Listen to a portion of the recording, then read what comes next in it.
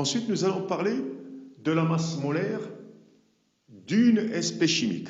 Alors, la masse molaire d'une espèce chimique, c'est tout simplement la masse d'une mole de cette espèce. Et une espèce chimique, elle peut être soit moléculaire, soit ionique.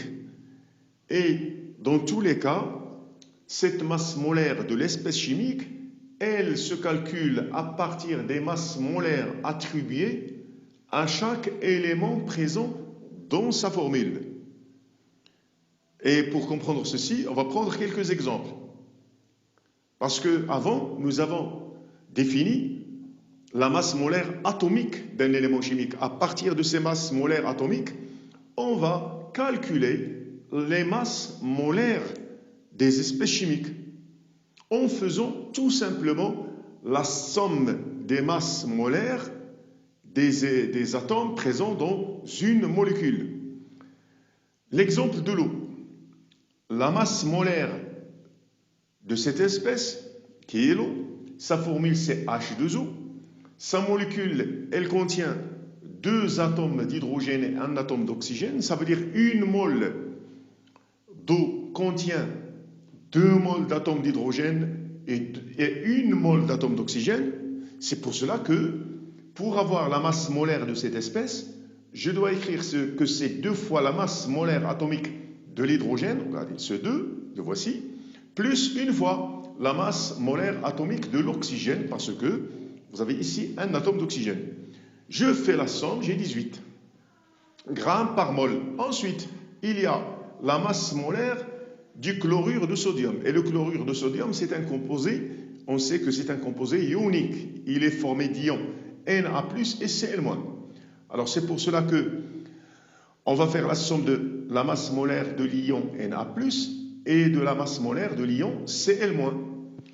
Mais on vient de dire que la masse molaire de Na+, c'est la masse molaire de Na, et de Cl-, c'est de Cl. Donc alors la masse molaire atomique du sodium, c'est 23. La masse molaire atomique du chlore, c'est 35,5. Je fais la somme, je trouve 58,5. Ces masses molaires, on les trouve en général dans les tableaux de la classification périodique. Dans ces tableaux, à chaque élément, on indique sa masse molaire atomique, en plus de la valeur de Z, le numéro de charge. La masse, ici vous avez la masse molaire d'un ion monoatomique. Alors s'il s'agit d'un ion, on fait la somme, comme dans le cas des molécules, sans tenir compte de l'existence de cette charge, soit positive, soit négative. Donc, par exemple, dans ce cas, la masse molaire atomique de l'hydrogène, c'est 1, plus 1 fois la masse molaire atomique du carbone, c'est 12, plus 3 fois la masse molaire atomique de l'oxygène, c'est 3 fois 16. Alors, dans ce cas, j'obtiens 61 grammes par mol. Donc, connaissant la masse molaire des espèces chimiques, on va pouvoir relier la quantité de matière d'une espèce chimique ou bien d'un échantillon d'une espèce chimique et la masse de cet échantillon. Ça veut dire que si on a la masse, on peut passer à la quantité de matière et inversement. Alors la quantité de matière d'un échantillon de masse M, c'est-à-dire on connaît sa masse. Cet échantillon, il est composé d'entités chimiques de masse molaire, grand M. Alors la relation, elle est donnée ainsi. N, la quantité de matière, est égale à la masse de l'échantillon divisé par la masse molaire de cette espèce. Ou bien la masse de l'échantillon, c'est le nombre de moles, c'est la quantité de matière multipliée par la masse d'une mole. Alors dans cette expression, la masse elle est en grammes, la masse molaire elle est en grammes mol moins 1 et la quantité de matière elle est en mol. Alors ici nous avons un exemple l'exemple de l'eau, la quantité de matière d'un échantillon d'eau de masse M égale 1 kg. Alors nous avons un échantillon d'eau dont la masse est de 1 kg, c'est 1 litre d'eau. Nous voulons chercher quelle est sa quantité de matière. Au lieu de parler de masse, on va parler de quantité de matière. Il suffit d'appliquer la relation la masse divisée par la masse molaire. Et la masse, c'est 10 puissance 3 parce que 1 kg, c'est 10 puissance 3 grammes. Et la masse molaire, on l'a vu avant, de H2O, c'est 18 grammes par mol. J'obtiens que dans 1 kg d'eau, il y a 55,6 mol.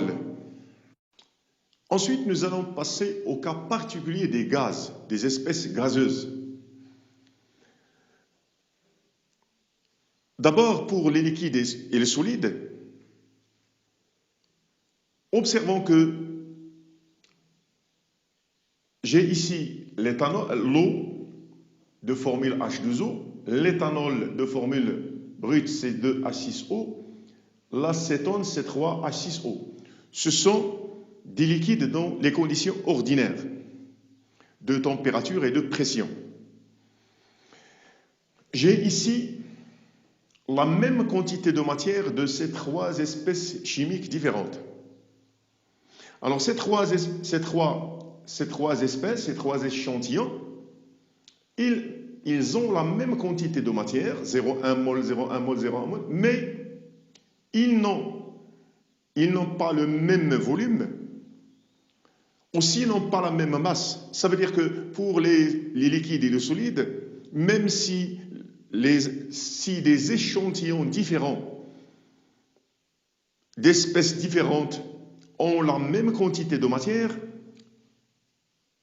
ils n'ont pas la même masse ni le même volume. Par contre, pour les espèces gazeuses, d'abord nous avons une loi, c'est la loi d'Avogadro-Ampère. Toutes les espèces chimiques à l'état gazeux, à la même température et à la même pression, ça veut dire les mêmes conditions de température et de pression, ont le même volume molaire. Ça veut dire ils ont le même volume d'une mole. Ça veut dire si vous avez des gaz différents qui ont chacun pour quantité de matière N égale 1 mol, alors ces échantillons de gaz différents ont le même volume. Ce volume, il dépend, ce volume, il varie selon les conditions de température et de pression, parce qu'on sait que le volume d'un gaz, il dépend de la température. Il augmente avec la température et diminue avec la pression. Alors le volume d'une mole de gaz, quel que soit le gaz, le volume, c'est ce qu'on appelle le volume molaire d'un gaz. Il est égal à 22,4 litres par mol. Regardez l'unité, litre pour une mol. Litre, mol moins 1. Ceci à 0 degré Celsius et à la pression atmosphérique normale. Dans ces conditions, quel que soit le gaz, une mol a pour volume 22,4 litres. Ce volume change si je change la température ou bien la pression. Ici, la température a changé de 0 degré à 20 degrés Celsius. Le volume d'une mol de n'importe quel gaz devient 24 litres par mol. Et ce volume s'appelle le volume molaire, ça veut dire le volume d'une mole de gaz. Et puisque pour les gaz, il est plus pratique, il est plus commode de mesurer leur volume et non pas la masse, alors on doit savoir passer du volume d'un gaz du volume d'un échantillon de gaz à la quantité de matière de cet échantillon. Donc, la quantité de masse d'un échantillon de gaz de volume V a pour expression la quantité de matière est égale au volume du gaz divisé par le volume molaire des gaz, de n'importe quel gaz.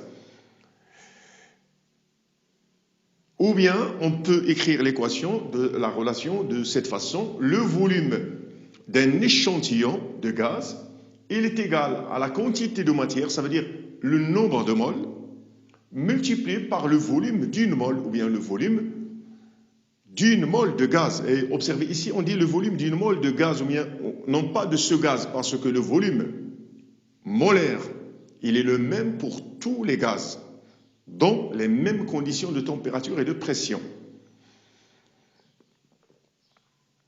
Ensuite, il faut que ce volume molaire, il faut qu'il soit pris dans les mêmes conditions dans lesquelles nous avons mesuré le volume de l'échantillon. Autre remarque, il faut faire attention, il ne faut pas utiliser cette relation pour les liquides ou bien les solides. Cette relation, elle est spécifique au gaz. Pour les gaz, on peut utiliser la quantité de matière est égale le nombre de particules divisé par la constante d'Avogadro, ou bien la masse sur la masse molaire, ou bien le volume sur le volume molaire. Mais pour les liquides et les gaz, cette relation, pour les liquides et les solides, cette relation n'est pas applicable. Alors, j'ai ici un exemple. Quantité de matière contenue dans 1 litre de vapeur d'eau à 500 degrés Celsius. Alors, observez la température. Et sous la pression de 1 atmosphère, ça veut dire la pression atmosphérique normale. Dans ces conditions, ça veut dire dans les conditions où la température est égale à 500, c'est une température élevée, la pression c'est 1 atmosphère, le volume molaire de tous les gaz, le volume molaire des gaz, alors je ne dis pas de ce gaz, de la vapeur d'eau, mais des gaz. Le volume molaire c'est 63,4 litres par mol. Observez ici que puisque la température a augmenté, le volume molaire il a augmenté. Alors sachant que ce volume molaire c'est 63,4 litres par mol, je peux calculer la quantité de matière contenue dans 1 litre de vapeur d'eau dans ces conditions. 1 sur 63,4, ça veut dire le volume 1 litre divisé par le volume molaire, c'est 1,58 10 puissance moins 2 mol. Ensuite, nous allons voir ce formulaire dans lequel vous avez les différentes relations à retenir pour ce chapitre. L'expression de la quantité de matière. Alors la quantité de matière, elle s'exprime en mol. Pour les solides, les liquides et les gaz, la quantité de matière, c'est la masse sur la masse molaire. Bon, les 3 étapes. Par contre, pour les gaz, une relation qui leur est spécifique. Le volume du gaz divisé par le volume molaire. Ensuite, pour calculer le nombre d'entités chimiques, ça veut dire le nombre de molécules ou bien le nombre d'ions, le nombre d'électrons, le nombre de protons. Connaissant la quantité de matière, on utilise la relation N égale, c'est ce nombre, le nombre d'entités, est égal à la quantité de matière fois la constante d'Avogadro, qui est à peu près égale à 6 10 puissance 23 mol moins 1, ça veut dire entité par mol. Ensuite, il y a la masse molaire M d'un échantillon quelconque, quel que soit son état, c'est la masse divisée par la quantité de matière, ou bien on peut passer de cette relation à celle-ci, ou bien à l'inverse. Le volume molaire d'un gaz. Alors, le volume molaire d'un gaz, c'est le volume d'un gaz divisé par la quantité de matière de ce gaz. Et ce volume, il dépend des conditions de température et de pression. Le volume molaire des gaz, il est égal à 22,4 pour 0 degré Celsius et 10 à la puissance 5 pascal, 24 litres par mol à 20 degrés Celsius et 10 puissance 5 pascal. Et on va passer à une application dans laquelle nous allons utiliser ces relations.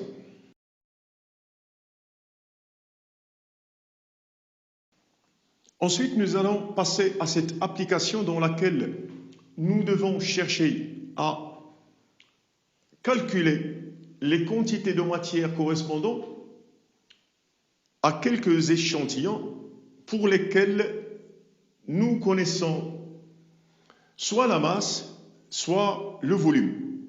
Et ce sont des échantillons d'états différents, solides, liquides et gaz. Et comme donnée, vous avez la masse volumique du tétrachlorométhane liquide, CCl4. La voici, c'est 1,6 g par centimètre cube. À 0 degré Celsius et 10 puissance 5 pascal, le volume molaire, c'est 22,4 litres par mol. La masse molaire atomique du fer, 56. La masse atomique molaire du silicium, 28. La masse atomique molaire de l'oxygène, 16. La masse atomique molaire du carbone, 12. Et pour le chlore, 35,5. Alors, on doit calculer la quantité de matière de 4 échantillons. Alors, le premier, c'est un échantillon contenant une masse M égale 10 g de fer. Quelle est la quantité de matière contenue dans cet échantillon? Toujours la même question. Une masse égale 1 kg de silice, SiO2. La même question pour un échantillon contenant un volume V égale 20 ml de CCl4 liquide.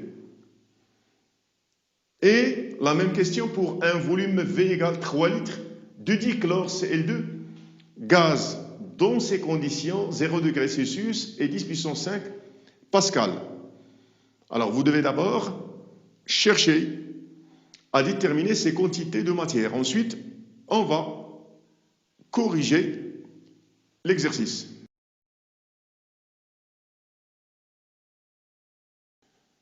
Donc pour la première question, bien le premier échantillon, nous avons une masse M égale 10 g de fer.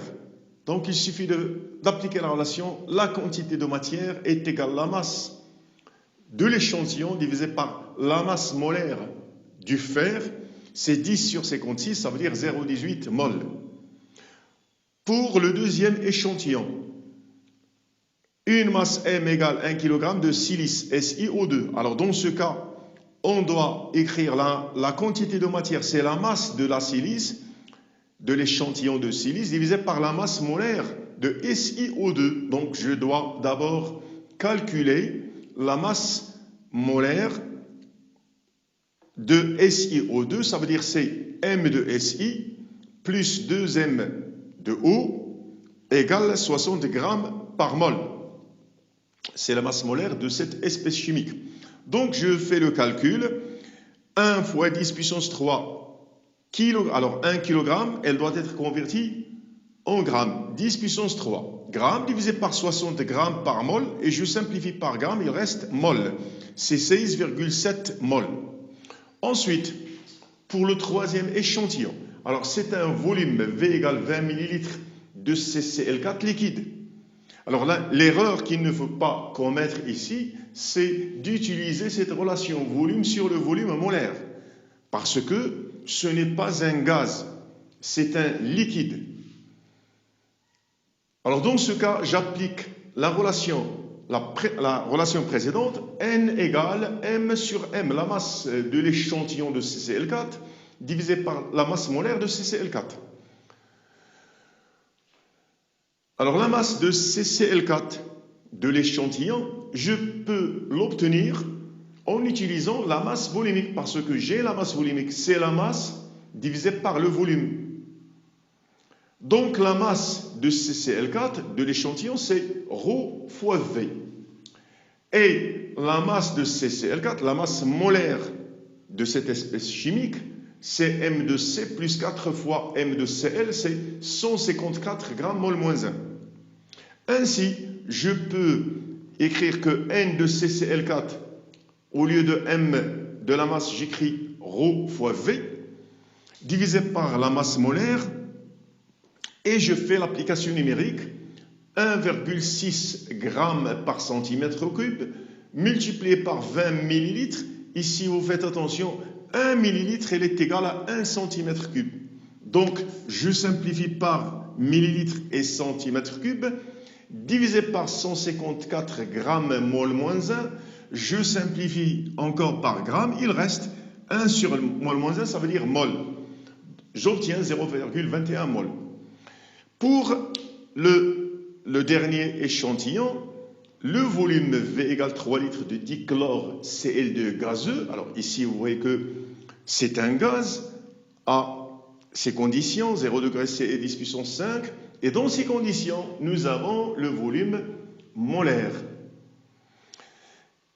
Donc, je peux écrire, puisque c'est un gaz, j'applique la relation V de Cl2, le volume de ce gaz, divisé par le volume molaire des gaz dans ces conditions, j'obtiens 3 divisé par 22,4. Vous voyez que ici, litre, mol moins 1, et j'obtiens, je simplifie par litre, égale 0,13 mol.